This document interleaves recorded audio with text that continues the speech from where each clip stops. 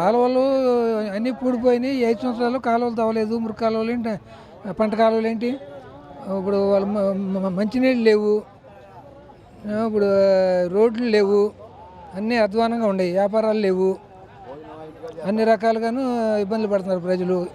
Main ఇసుక అందుబాటులో లేకపోవటం వాళ్ళ అన్ని రంగాలు వాళ్ళ ఇబ్బంది పడుతున్నారు. సో పేదవాళ్ళని ఆదుకుంటుంది మాత్రం ఖచ్చితంగా మా గవర్నమెంట్ అని చెప్పి వైసీపీ చెప్తుంది కదా, ఇది ఎంతవరకు కరెక్ట్ అంటారు? అదే ఇప్పుడు ఒక్క డబ్బులు ఇస్తే సరిపోదు కదా, మౌలిక వసతులు అన్ని కల్పించాలి కదా. అవన్నీ కల్పిస్తేనే కదా డెవలప్మెంట్ ఉండేది. డబ్బులు ఇచ్చేస్తే ఆ రోజు అయిపోతాయి. ఇప్పుడు డెవలప్మెంట్ ఇది, ఇప్పుడు ఆర్థికంగా డెవలప్ అవ్వాలి కదా.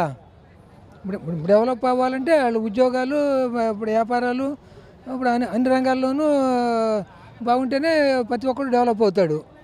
ఇప్పుడు ఏం లేకుండా డబ్బులు ఇచ్చేసేస్తే ఆ రోజుతో అయిపోతాయి డబ్బులు. ఇంకా మళ్ళీ తెల్లారి మళ్ళీ ఎదుర్కోవాలి. ఇప్పుడు డెవలప్మెంట్ ఉండదు, వాడికి పని లేదు. సార్ ఇక్కడ గుడివాడ నియోజకవర్గానికి సంబంధించి 2 టాపిక్స్ ఎక్కువగా వినిపిస్తున్నాయి సార్. ఒకటి కొడాలి నాని సీనియర్, రాము గారు ఫస్ట్ టైం పోటీ చేస్తున్నారు. రెండో విషయం వచ్చేసి లోకల్ నాన్ లోకల్ కూడా అంటున్నారు. సో ఈ రెండింటి మధ్యలో ఎవరికి వన్ సైడ్ వార్ అవుతుంది, ఎవరు నిజంగా గెలవబోతున్నారు? నాన్ లోకల్ అని ఎవరన్నారు? రాము గారిని.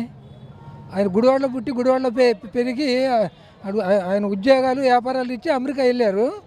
వాళ్ళు మళ్ళీ గుడివాడలో ఈ 5 సంవత్సరాల్లో ఇక్కడ జరిగిన ఎన్ని ఈ రోడ్లు కానీ, అధ్వాన రోడ్లు కానీ, ఇప్పుడు ఈ ఇప్పుడు రోడ్లు ప్రతి చోటగా డ్రైనేజీలు లేవు. ఇప్పుడు ఇవన్నీ చూసి గుడివాడను బాగు చేద్దామని ఇప్పుడు ఆయన వచ్చారు తప్ప, ఇప్పుడు ఆయన ఇప్పుడు అమెరికాలో పుట్టి అమెరికాలో పెరగల, గుడివాడలోనే పుట్టి గుడివాడలో పెరిగారు.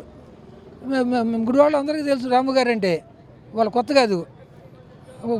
వాళ్ళ నాన్నగారు గుడివాడలో పుట్టి ఏం చేయగలిగారు చెప్పండి?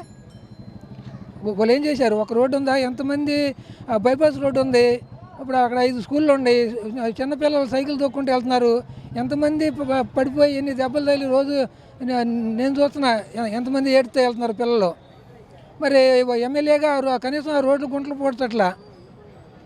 మరి ఇక్కడ మరి స్థానిక నాయకుడు అయ్యండి, మరి ఏం చేయగలిగారు చెప్పండి? ఇప్పుడు ఆయన ఈ పరిస్థితులన్నీ చూసే గుడివాడని డెవలప్ చేద్దామని వచ్చారు తప్ప, ఇది ఎమ్మెల్యే పదవి కోసం లేదా ఎంపీ పదవి కోసం, ఇక్కడ పదవుల కోసం రాలే ఆయన. అయితే ఆయన చేసే కార్యక్రమాలు చూసి చంద్రబాబు నాయుడు ఇప్పుడు ఆయనకు ఒక పదవి ఇస్తే బాగుంటుందని అవకాశం ఇచ్చారు. ఇప్పుడు రేపొద్దున ఎమ్మెల్యేగా గెలిచిన తర్వాత మీరు చూడండి గుడివాడ అభివృద్ధి ఎట్లా ఉంటుందో. ఇప్పుడు ఆయన వచ్చిన తర్వాత ఇప్పుడు అన్నా క్యాంటీన్లు అని, లేకపోతే ఇప్పుడు ఆర్థికంగా ఇబ్బంది పడే వాళ్ళకి సాయం చేస్తాం కానీ, ఉద్యోగాలు కానీ అట్లాంటి కార్యక్రమాలు ఎన్నో చేసుకుంటూ వస్తున్నారు ప్రతిరోజు. మన ఎమ్మెల్యేగా ఉండి ఇక్కడ మన ఇప్పుడు ఎవరికి ఏం చేశారు చెప్పండి నాకు? రాముగారికి వెళ్తేనే గుడివాడ అభివృద్ధి చెందుతుంది.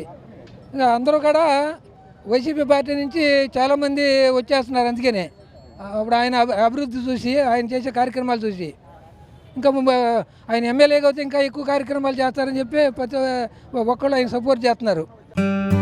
Please like and subscribe eagle Andhra.